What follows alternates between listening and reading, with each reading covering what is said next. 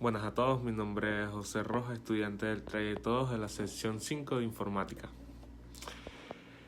El día de hoy les vengo a hablar sobre el tema 4, el cual trata sobre redes de comunicación y datos. Primero y principal les voy a hablar sobre las redes conmutadas y de difusión. ¿Qué son las redes conmutadas? Estas son redes que deben conectarse a través de un enlace por solicitud, como por ejemplo una llamada telefónica.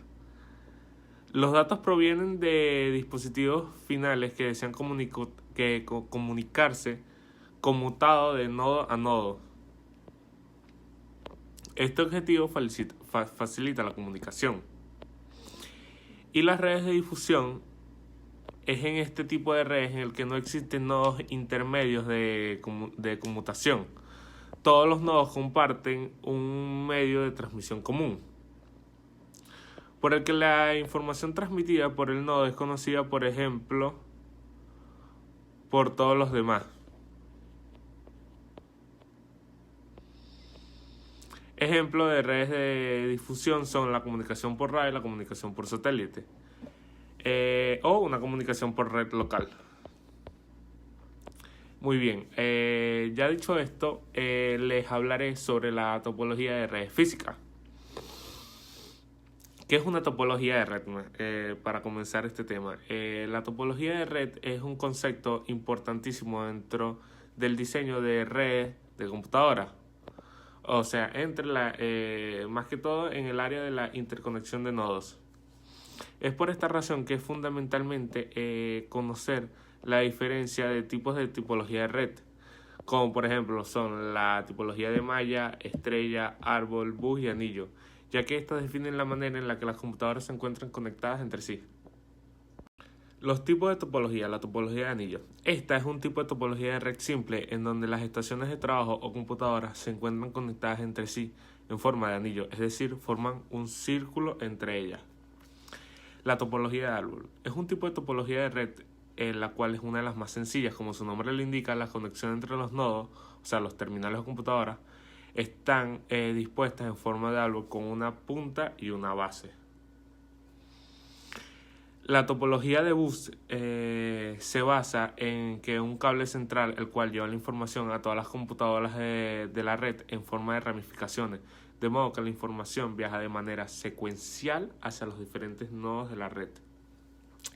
Y por último, la tipología de estrella, que acá la distribución va desde un punto central, o sea, un host, hacia los distintos nodos de la red. Esta es una de las más actualizadas en la actualidad por su simpleza y su eficacia.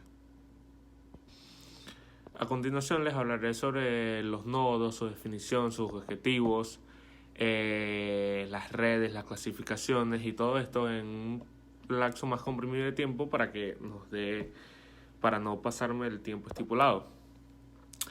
Los nodos. ¿Qué son los nodos? Los nodos son un punto de intersección, conexión o unión de varios elementos que confluyen en el mismo lugar. Los nodos son utilizados en la mayoría de los campos donde los dispositivos o computadoras necesiten una conexión a Internet.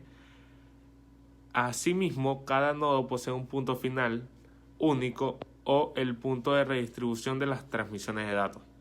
Se utiliza para reconocer el procesamiento de datos y ejecutar el mismo.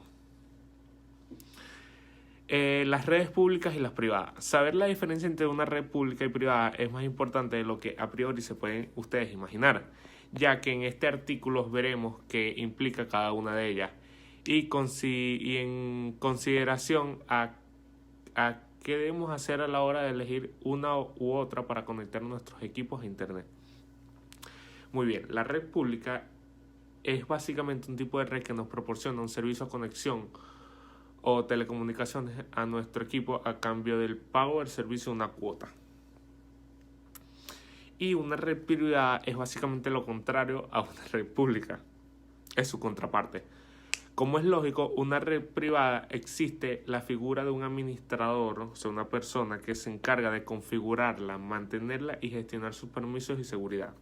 Por lo tanto, esta es